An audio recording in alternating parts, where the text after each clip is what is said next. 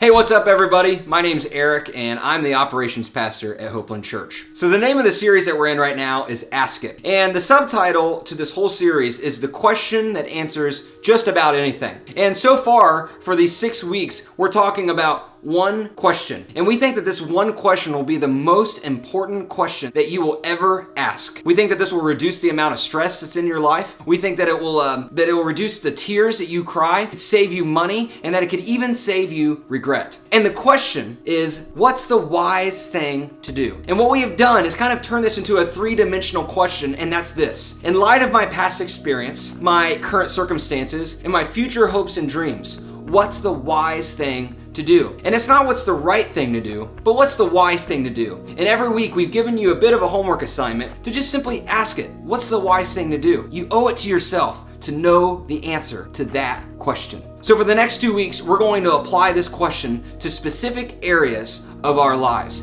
And this week, we're going to talk about time. There's this guy named Job. You may not have ever heard of him. He's from the Old Testament of the Bible. It's kind of like the older section, the first half. In fact, Job is one of the oldest characters of the Bible. But in a book that Job wrote, Job chapter 14, verse 5, he says this: "A person's days are determined. You have decreed the number of months and have set limits he cannot exceed." Now, what Job was saying, and what a lot of Old Testament scholars and studiers believe, is that God sort of set a time limit on everybody's life. And you may or may not believe that, but here's what we really believe, is that you do have a limit on time. No matter where you're at on the spiritual spectrum, anyone can understand that. You have a time limit in your life. The end date is set. Time is your most valuable asset. So what we're going to do today is we're going to make 4 observations about time. 4 things that we all know about time, but we choose to ignore. The first one, investing small amounts of time over time is cumulative. Now, let me give you some illustrations, okay? Let's say that you go to the gym, okay? And you're adamant about it. You go 3 to 4 days a week. You go week after week, month after month, year after year, and you go like 30 minutes a day. If you do that, that's cumulative, right?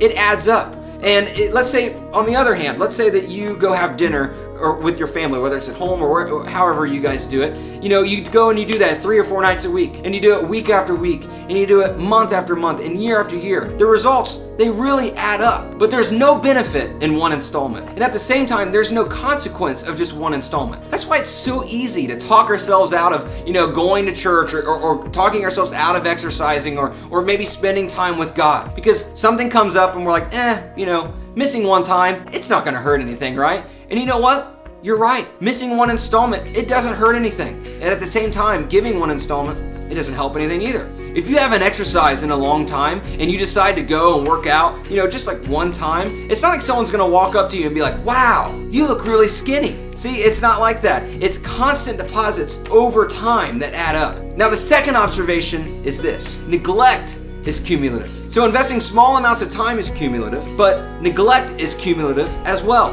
If you choose not to exercise, let's say you're the kind of person who likes to put something up on your mirror, and you put up there, "I am not going to exercise 3 to 4 days a week for 30 minutes a day, week after week, month after month, year after year." Let's say that's what you do. Well, guess what? Those results are cumulative as well. Or let's say you neglect your relationships, or you neglect family time at home, or you neglect your spiritual life, or maybe you drop out of church. This is cumulative as well. But the problem is, and you know this, neglect is easy, but at the same time, neglect, it's costly because it's deposits over time. And when we choose to neglect what's important because it's easy, it's costly. Think of it like this. Let's say you have an older parent, a grandparent, or maybe just an older relative in your life. Think about where they are in their life now. Maybe their health is declining, they have multiple different things popping up left and right. I guarantee you that now they would say that they would give anything to go back and change the habits that they had in their diet and in their exercise. And why is that?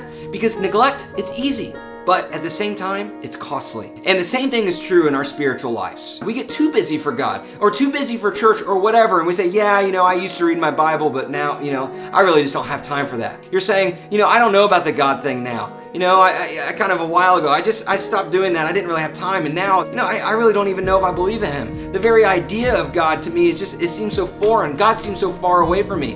And maybe now is the time I should pray, but I don't even know if He exists. See how the results add up there? We start getting too busy for God or too busy for whatever. And eventually it leads to believing that God doesn't even exist. Neglect. It's always easier, but it's costly. Now, the 4 things that we all know about time, but we choose to ignore. The third one is this: random has no cumulative value. There's no cumulative value for random things that we opt for over the important things. Let's say that in this hand, you put 30 minutes of exercise every day, or 3 to 4 days a week after week, year after year. You put that over here, and then in this hand, you put all the other things that you did besides the exercise. What does that add up to? Adds up to nothing. In fact, what did you do last year in place of exercising? Go ahead, think about it. I bet that none of you can come up with a good answer as to what you did in place of exercising. You may think, oh, well, I slept in. What's that add up to? Nothing. Or you may think, oh, well, I worked a few extra hours. Or you may think, oh, well, I ate a few bigger breakfasts. Whatever it may be, you put that in a pile, it adds up to nothing. Now, if you're married or if you have kids or both, and you list out all the things you did besides have family time or dinner time or whatever it is that's special to you guys. You think, oh, well, I was at the gym. Or, oh, I was at the office. Or, oh, I was working on the farm. You put all of that into a big pile. What does that add up to? It adds up to nothing because you neglected the important things for a bunch of random things. So when it comes to wise use of time, small deposits over time of the important things of life are cumulative. They add up. And the fourth and final observation of 4 things that we all know about time but we choose to ignore. Number 4, in the areas of life that matter most, you can't make up for misspent time. Or let me say it like this. In the areas that matter most, you can't pull an all-nighter. See, now when we were in school, it was a lot different, right? We could pull an all-nighter to get caught up on the areas where we, got behind. And remember that one assignment that your teacher gave you, and they gave you like a 4-month notice or 5-month notice? Hey, we got this project coming up. And you're like, oh yeah, I'll get to it. And then the day before the project's due, you're like, oops. So what do? You pull an all-nighter. You cram and you cram and you cram. You do whatever you can to at least get a C because you kept convincing yourself. C's get degrees. But the problem is there are areas of our lives where this actually works. Getting ready for a presentation or getting ready for a meeting. You get there about an hour early and you kind of cram and you get all your material together and then you pull it off. And then people come up to you and you're like, wow, that was really good. And you start thinking, this might actually work. But here's what we need to understand. That's not the way that God designed the world to work. You can't cram. You can't pull an all-nighter to make up for the most important areas of your life. So let's say that you have a family and you're not doing like dinner on a consistent basis. Eventually you'll start to realize, wow, my kids are getting older. And you'll look in the mirror and say, wow, I'm getting older. And look, all of our family members, they're all kind of going in their own ways. I really need to make up for this. Listen, you can't cram for that. You can't say, okay, kids, cancel all your Saturday plans, okay? We're going to have breakfast Saturday morning, and we're going to have it for 11 hours. We're just going to sit around the table and have breakfast. In the areas that matter most, when it comes to your time, you cannot cram. Now, how many of you have ever tried the mega workout? You haven't worked out for 2 years and you start to really feel guilty and you really start to feel fat and out of shape and you're like, that's it, I'm going to the gym, I'm going to go work out. So you go there and you're like, oh, I'm going to work on every machine, I'm going to try every machine, I want to work out my arms and my legs and my abs and my back. You name it, you work it out. And then you go and you do all the cardio exercises that you can remember from gym class in 12th grade. Now, what does your body tell you in the morning? It sends you a little bit of a message, doesn't it? It says, you're an idiot. So in the areas of life that are most important, you cannot make up for lost time. This is just not the way that it works. So if that's not how it works, then what would you expect God to say about this whole topic? If there really is a God who really does care about us and who we can really call Heavenly Father and look to, what would He say about all of this? Well, let's take a look at a verse that we looked at in the beginning of this series, Ephesians chapter 5. Paul said, therefore, be careful how you walk or how you live, not as an unwise man, but as wise. And look at this next phrase, making the most of your time. Just think about all of the things that he could have applied this verse to. He decided to use the reference of time because he understood that time equals life. And he says that if you're going to walk wisely, then you have to be specifically careful about how you use your time. And why? Because the days are evil. Now, some of you may be thinking, oh, I don't want to watch this video anymore. He's another one of those churchy videos. Oh, the days are evil or whatever. But he was talking about the culture that they lived in. And here's what we all know. If I was to spend my time the way that culture around us would have me spend my time, it would be a big waste of time because they're going to have us focus on now, not later. They're not going to have us focus on our past. They're not going to have us focus on our future. They're going to have us focus on now. So Paul says, come on, people, be careful how you walk, not as unwise, but as wise, making the most out of every opportunity. Because after all, if we're not intentional, you'll look back on this stage of life that you're in right now and you'll say, how could I have been so foolish? What did I do with all of that time? So here's the question. In light of my past experience, where do I need to begin making small deposits of time? The truth is that some of us really have some bad habits that have formed over the years, don't we? Some of us, we've really racked up some debt, and it's really embarrassing, isn't it? For some of us, we've damaged some really good relationships. For some of us, we're so out of shape and we're ashamed of it. For some of us, we haven't engaged in any sort of spiritual discipline in who knows how long. So in light of where you've been, what do you need to do now? Not an overhaul, not a complete change. What do you need to do to begin making daily deposits? What does it look like to be wise in the use of your time? The other facet is this. In light of your current circumstance, what do you need to do to begin making consistent deposits of time? Any of you who are single or who are in college or maybe even both, when you get married, let me tell you, and if that's something that you want to do one day, when you get to the next large phase of your life, let me tell you, you're going to look back on these days and think, man, what was I doing with myself? Like, what did I do with all that extra time? Like, I could have written a novel. I could have created a television series. I could have changed the world. What did I do with all of that extra time? So I'm telling you, in light of your current circumstances, what is the wise thing to do? And the third aspect is this. In light of your future hopes and dreams, where do you need to begin making consistent deposits of time? Now, the thing is, even if you don't have some sort of journal with all of your goals written down, all of us have an idea of where we'd like to be one day. All of us have a picture of where we want to be relationally. All of us have a picture of where we want to be spiritually. All of us have a picture of where we want to be financially or even with our health. So in light of those things, where do you need to begin making consistent deposits of time? So, if you string all of these together, here's the question that you get. In light of my past experience, in light of my current circumstances, and in light of my future hopes and dreams, where do I need to begin making consistent deposits of time over time? So, back in 2010, I had an opportunity to marry the hottest girl in Ohio, my wife, Cassie. We got married in June 2010, but here's the thing. We were only married about 6 months when we decided to do something crazy. Hopeland, our church, had our very first service in January of 2011, just 6 months later. And it was pretty crazy because we started to invest so much time and so much energy and so much money. But the problem is it started to really create a lot of tension with my wife, Cassie. She really appreciated what we were doing, and she appreciated that we wanted to change the city of Dayton and change all the cities around it for the name of Jesus. But, she never really heard anyone actually talk about it before. But it started to really make zero sense because we were driving to a barn in the middle of nowhere in January so that 5 people could show up and come to a service of ours. So she would encourage me at the same time, to work on my sermons when I needed to study or to work on preparing for worship that weekend if we had a new song. But there was a struggle because we had just gotten married and we weren't able to really get through the whole getting to know each other stage. We'd only been married 6 months. We're still honeymooners, right? And so I would disappear for hours on end. I was working on the church, I was working at the church, I was working for the church, I was working during the day for my day job and doing outreaches and all these different kinds of things. But eventually my wife and I started a business, and as if we thought we were busy before, we were way wrong. I wanted to find a way to trust God and to provide for my family, but at the same time I wanted to be able to focus on the church. So I thought maybe this would be a good start and a step in the right direction. But I went from working 40 hours a week of a regular day job and working 20 hours a week at the church to working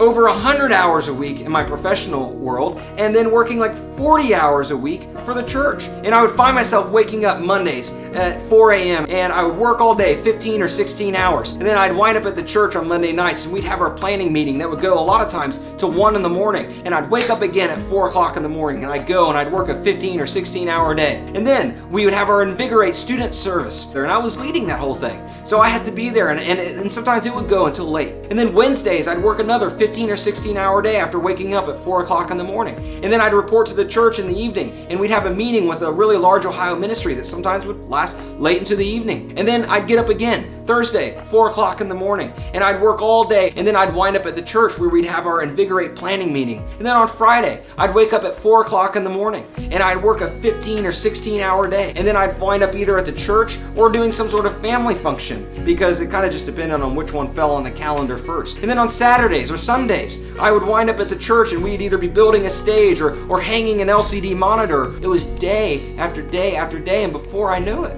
it was another week, and this began to happen. Week after week, month after month, year after year. It wasn't that I was doing unwise things. I mean, obviously you can say, man, you sound like an honest, hardworking guy. You're working lots of hours and you're working for the church. Is that I was just being unwise with my time? Because I have a family. I mean, I have a beautiful wife who is waiting for me at home and I was just neglecting her every single week.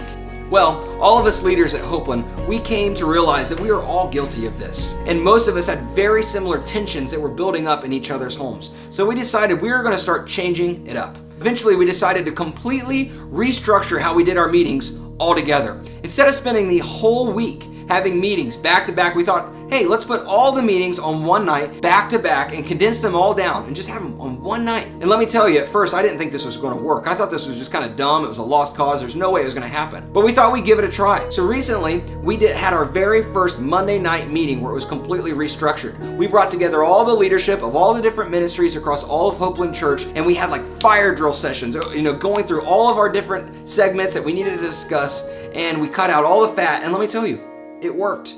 Listen, I got home that first Monday night at 10:30 p.m. And for anyone that knows me or knows my work schedule, that's a miracle. Now, I'm not very old. I'm only about 26 years old. And, some of you may just consider me a kid. But, I'm not able to go into the future and see what the benefits of this change would be, after like 15 years. And sometimes for some of us, it may take as long as 15 years to see some of the benefits of making these kinds of changes. But for me, in this instant, there was a few things that happened that I never would have expected at all. I knew what I wanted to accomplish, but I honestly, I didn't see some of the things that were coming. First of all, my wife and I, we've been able to communicate so much over the last few weeks, and she's been able to share with me some of the things that have been on her heart. And to be honest, I've never been able to fully invest into knowing what some of those things were. And if it wasn't for me adjusting my schedule just a little bit, if it wasn't for me being a little more wise in my time, I may not have ever known. And my marriage very well may be much better from here on out. Now here's a little bit of the story that I haven't shared with you yet. All the other leaders from the church who were dealing with this same tension at the same time, they had kids. Whereas my wife and I, Cassie, we haven't been blessed with kids just yet. All the other guys, they had their wives and their kids where they were able to see the benefits of this change in their life. But here's the thing, Cassie and I, we had been blessed with children. We just hadn't realized it. Now, I'm not telling you that Cassie's pregnant or anything like that, but one of our high school students named Brooke, she was going through a really hard phase of life, and I won't tell you all the details, but in the end, her entire family was split up between all of her siblings across the entire country. And she was in town, and Cassie told me that she was looking for a place to stay. And I was like, you know what? She can come and she can stay with us, and she can, be a part of the family. So Brooke, she moved in with us, and we gave her a place to stay so that she could figure things out. But somehow, it wasn't until this last week that I realized that she had been living with us for 6 months. I had no idea. All this time, she had been struggling with what may be the hardest time of her life. And I was nowhere to be found. I wasn't even home to know the full complexity of her spiritual needs and her emotional needs that she needed from a fatherly figure. And little did I know, she was looking for that fatherly figure in me. But where was I? I was at work.